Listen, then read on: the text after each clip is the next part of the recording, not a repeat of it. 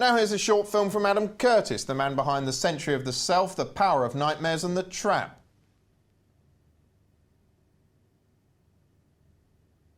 Well, we seem to have lost the... This is a short and possibly unfair history of the rise and fall of the television journalist as a hero. If you go back 50 years, television journalists were creeps, above all to politicians. They followed the rule of their boss, Lord Reith. The BBC, he said, is for the people.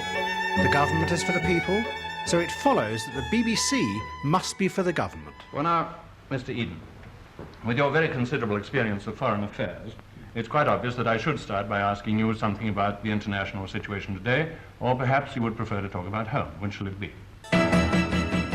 With the questioning of authority in the 1960s, this began to change. But it was Watergate that transformed everything. Two journalists, Woodward and Bernstein, exposed corruption at the highest level of the US government. And suddenly, television journalists realized what they had been born to do: to expose the dark heart of government, big business and bureaucracy. It was the start of a heroic age in which television journalists revealed the sinister forces that we couldn't see and those in power wanted to hide from us. Out of it came much great journalism. But then an event happened that made it clear that despite their heroic confidence, the journalists didn't know everything. The Berlin Wall suddenly collapsed. It was one of the biggest events of the 20th century, and none of them had seen it coming. Here is a brick from the Berlin Wall, a souvenir from your trip here. Jens Reich, look at it and tell us what you think tonight. With the end of the Cold War, the TV journalists were thrown into a new and terrifying world, where all the old certainties of good and bad, right and left, began to blur in an unnerving way. And it destroyed their ability to tell us their simple moral fables. So as a way out, they came up with a new theory. They had actually been patronising and elitist when they had lectured us about corruption in high places.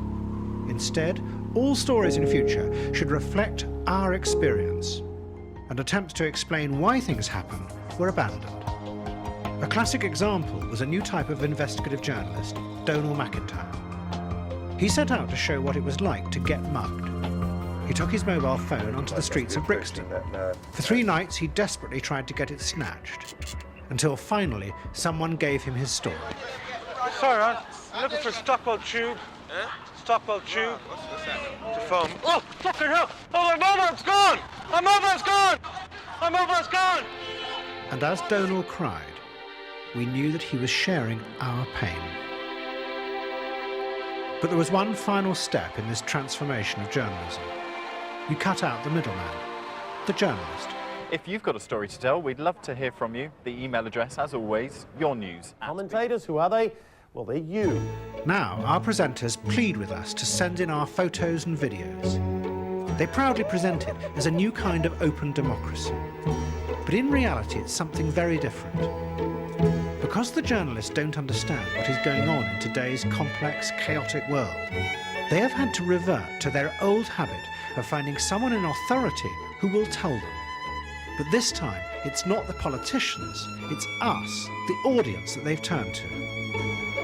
The only problem is that we don't have a clue what's going on, particularly because the journalists have given up on their job of explaining the world to us.